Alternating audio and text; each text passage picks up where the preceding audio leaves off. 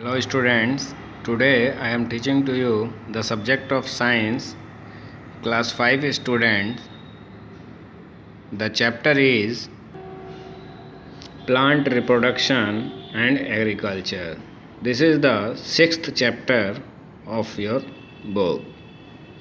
So let us start with the new topic, which is germination of seeds. The growth of a baby plant or seedlings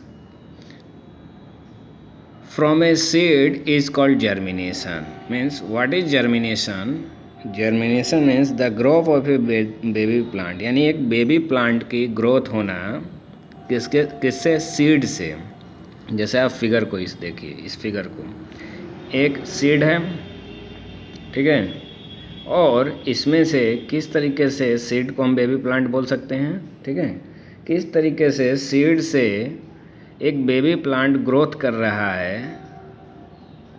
that is called germination. यानी the growth of A baby plant और seedlings from a seed, यानी एक seed से एक baby plant का growth होना is called germination. Germination कहलाता है, ठीक है. A seed needs the right amount of water, air and warmth. Warm means गर्माहट, ठीक है, टू जर्मिनेट. एक सीड से एक बेबी प्लांट की ग्रोथ होने के लिए क्या मिलना चाहिए? एक राइट अमाउंट में, राइट क्वांटिटी में वाटर अवेलेबल होना चाहिए, एयर मीन्स हवा मिलनी चाहिए, और उसको वार्मथ मिलनी चाहिए, यानी गर्माहट मिलनी चाहिए, जिससे वो ग्रोथ कर सके एक बेबी प्लांट के रूप में.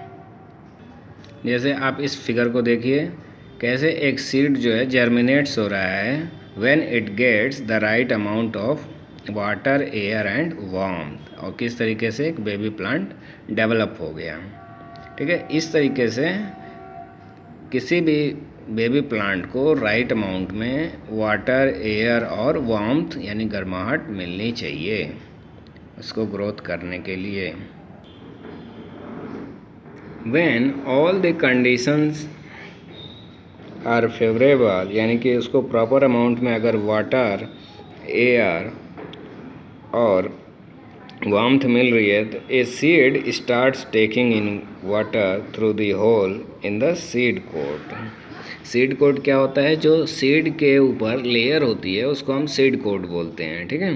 तो क्या कह रहा है? When all the conditions are favourable, अगर ये सभी कंडीशंस फेवरेबल होंगी किसी भी सीड के लिए, तो सीड क्या करेगा? A seed starts taking in water from the hole in the seed coat. Seed coat में जो होल होता है उसके थ्रू वो वाटर लेना शुरू कर देगा, और क्या होगा इसके बाद? It then begins to swell up, फिर वो स्वेलिंग होने लगेगी, मतलब वो फूलने लगेगा. And the seed coat burst open, और इससे सीड कोट उसका बर्स्ट हो जाएगा, फट जाएगा. फिर एज द सीड जर्मिनेट, जैसे जैसे सीड जो है जर्मिनेट करेगा, the young root grows downwards, यानी जो रूट होंगी वो डाउनवर्ड जाएंगी, यानी नीचे की तरफ. एंड द सूट, यानी कि रूट के अलावा जितना भी अपर पार्ट होता है उसको हम सूट बोलते हैं, ठीक है. तो द सूट ग्रोज अपवर्ड, तो वो अपवर्ड जाना शुरू हो जाएगा ना, ऊपर की तरफ. इसलिए रूट देखो हमें दिखाई नहीं देती क्योंकि वो ज़मीन के अंदर होती हैं, लेकिन रूट के अलावा अगर बाकी सभी पार्ट की हम बात करें किसी भी प्लांट में, तो वो सूट कहलाता है, ठीक है. The baby plant uses the food stored in the cotyledons, और जो सीड लीव्स होती हैं उससे वो बेबी प्लांट अपने लिए फूड प्राप्त करता है उसमें, और उसको हम कोटिलेंडन, सीड लीव्स को हम कोटिलेंडन्स कहते हैं ना. अगर दो सीड लीव्स हैं तो उसको हम डाइकोट कहेंगे या डाइकोटिलेंडन, और अगर सिंगल है तो उसको हम कहेंगे mono. The root starts taking in water and minerals from the soil, और रूट जो होती हैं वो सॉयल से क्या क्या लेती हैं? वाटर और मिनरल्स एब्जॉर्ब करना शुरू कर देती हैं, जिससे कि बेबी प्लांट ग्रोथ और फास्ट करे. When the green leaves grow and get sunlight, और जब प्लांट की, बेबी प्लांट की ग्रीन लीव्स आ जाती हैं और वो फिर सनलाइट लेने लगती हैं, they begin to make food by photosynthesis, तब उसे सीड लीव्स की या कोटिलेडन की ज़रूरत नहीं पड़ती, वो अब फिर सनलाइट के थ्रू और लीव्स के थ्रू सनलाइट एब्जॉर्ब कर लेता है और रूट्स के थ्रू वाटर और मिनरल सॉइल से एब्जॉर्ब कर लेता है। फिर by the process of photosynthesis plant जो है अपना फूड बनाने लगते हैं। ठीक है, फोटोसिंथेसिस प्रोसेस क्या होती है?